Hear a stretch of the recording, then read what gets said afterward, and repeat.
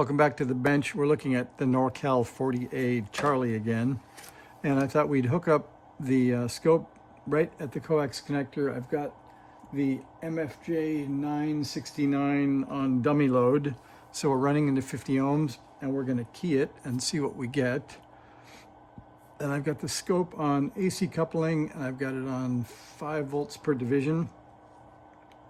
So let's see what we get first. So you can see we're getting, let's get that moved a bit. And then we'll move it. It's pretty close to the center there. So 5, 10, 15, 20, about 24 volts peak to peak. And if we use the Hans Summers method, we can say with the trusty calculator that 24 squared, did I do that right? I think I hit something else. 24 x squared divided by 400 is our output power. So we're at 1.44 watts, which is okay. You could work a lot of stations with that, but let's see what the Norcal can do. So we'll look at the schematic, and what we can see is there aren't too many things to adjust or play with on a Norcal 40A. They were built that way.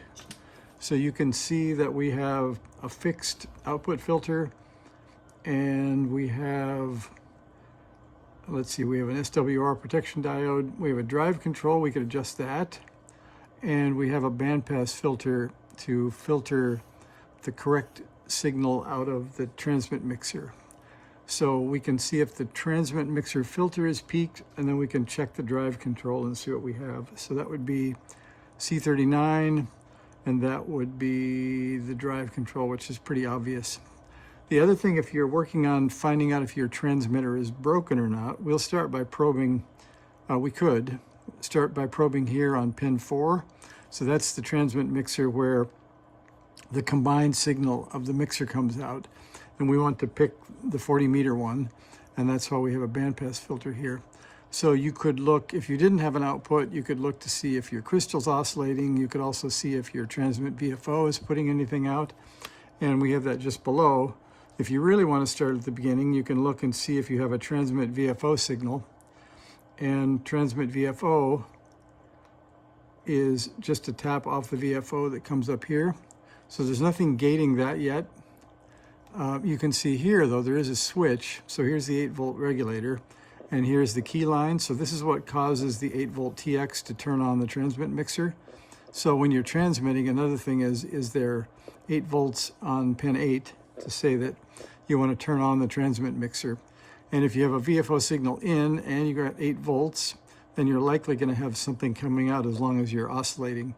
So you can probe on pin 6 or 7 and see if that 4.915 megahertz crystal is oscillating also. So because it is on this one, we're going to start probing. I guess we'll just keep it on the antenna, and we'll first check the bandpass filter and see what we find. So we're going for C39. And I'll show you C39. And that is, see if we can get that tipped up with all the wiring on it. Get the probe out of the way here. Whoops. Okay, I think we're pretty close. The light's not perfect. Let me see if we can get that fixed. All right, and we'll dip down a bit. So just above that red toroid, you can see C39 in there. So that is right there. So we're going to adjust C39 while we look at the scope and see what the bandpass filter is doing. And let's see, we'll key with the same arm that's going in for C39 here. So let me get on the, and I could use a non-metallic tool. That would be better. Okay, there we are. Okay, let's see if we have a peak. We have a much better peak. So it's about right there.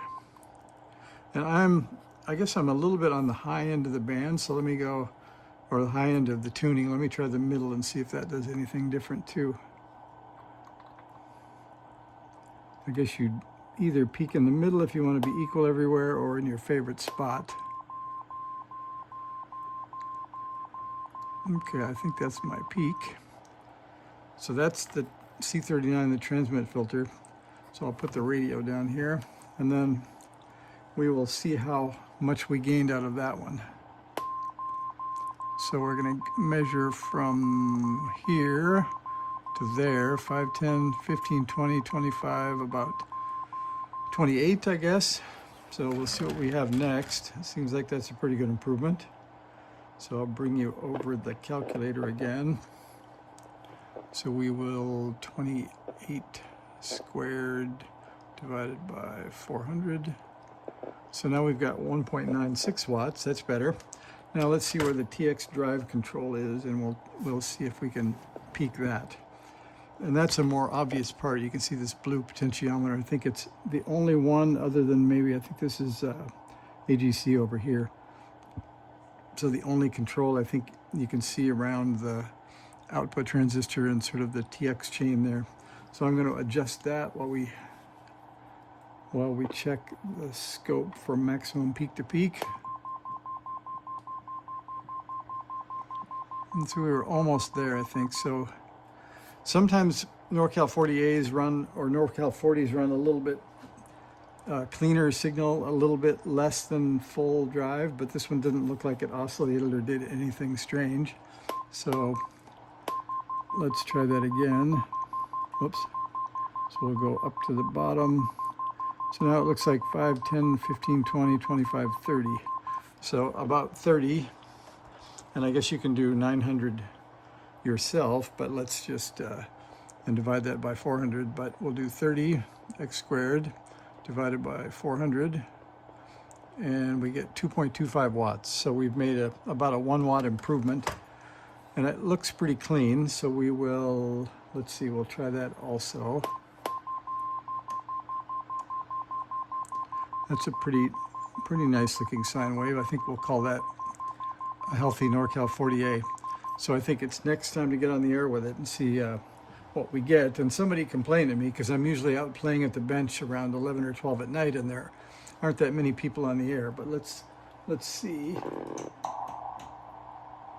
what we have. And I have to get the tuner set up. By the way, if you're ever playing with your radio and suddenly everything sounds horribly dead, it may not be the band. So my neighbors were trimming their trees, and they trimmed one end of my dipole, and it was laying on the ground in the backyard. So when I went out there to figure out why things were dead, it became pretty obvious. So take a look at your antenna once in a while. So let's see, my marks say I need, what do I need? 7.5, 6.5, 105, I think that's where we are. That's where we are. So we must have been on 40 last. So now we should have something going on. Also, you might notice I put a knob on the speed control. I think it looks prettier than just a bare control hanging out. Yeah, I think it's the almost 11 o'clock, so I think all we might hear is our birdie. Let's see, I'll turn that up for you.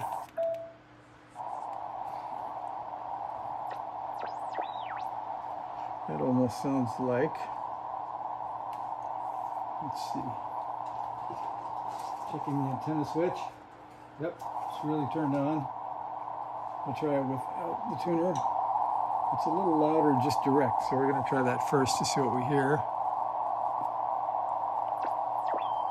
All I hear is my birdie, so nobody's on 40. Should we just call CQ and see how many RBN stations hear us? So I think, let's see, the middle here is, so the middle is 32 with those nasty key clicks. That's the next project.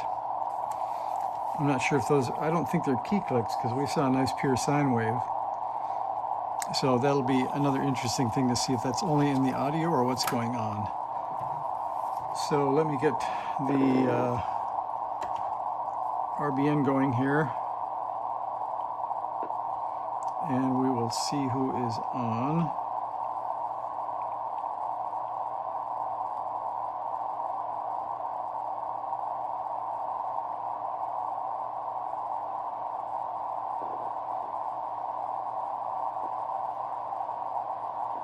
So I'm going to look for reverse beacon network.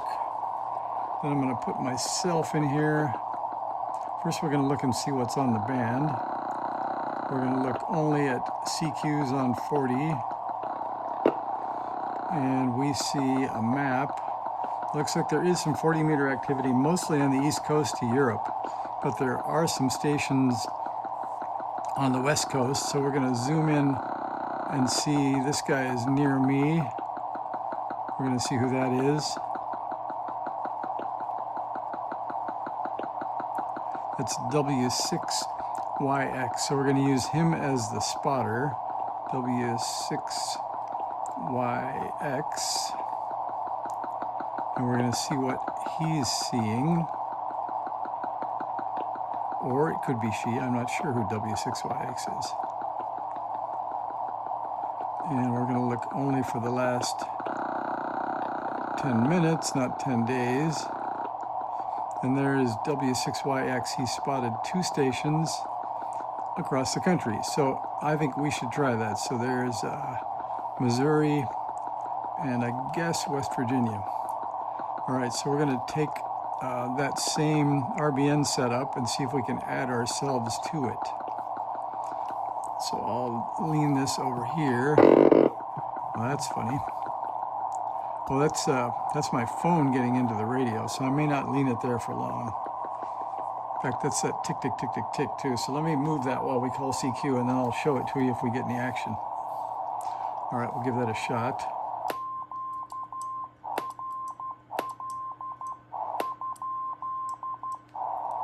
And I think I need to touch up. I'm going to get back to the non-straight through and touch up the tuner.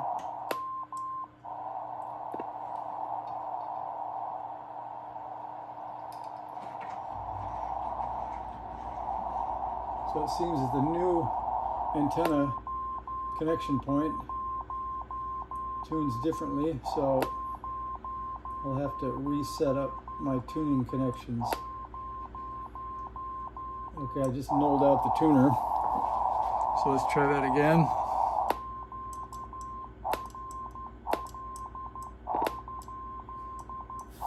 So we send QRL to see if anybody is home, and we'll try it.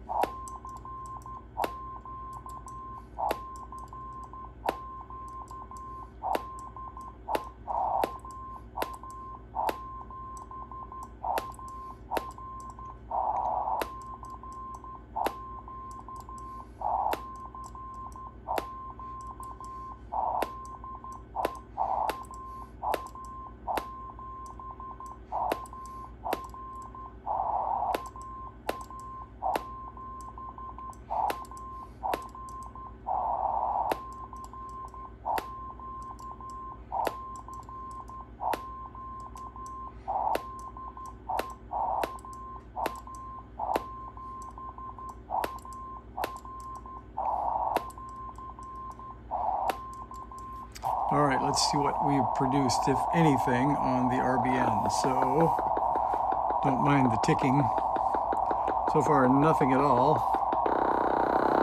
That's too noisy.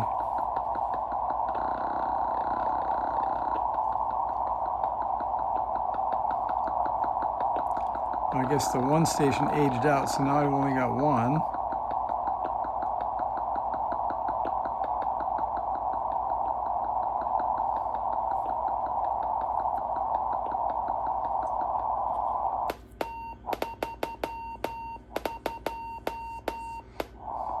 Two.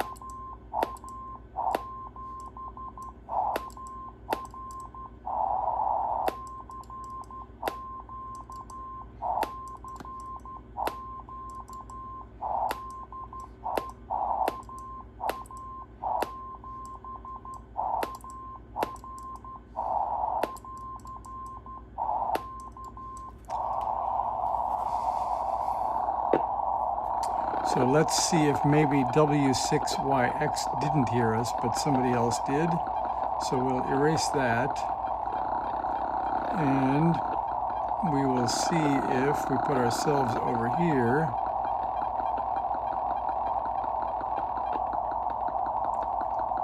Okay, we're done with that. Let's see what we hear now. We got nothing. Well, I don't know about that. I guess the band isn't open enough for my 2 1/4 watts.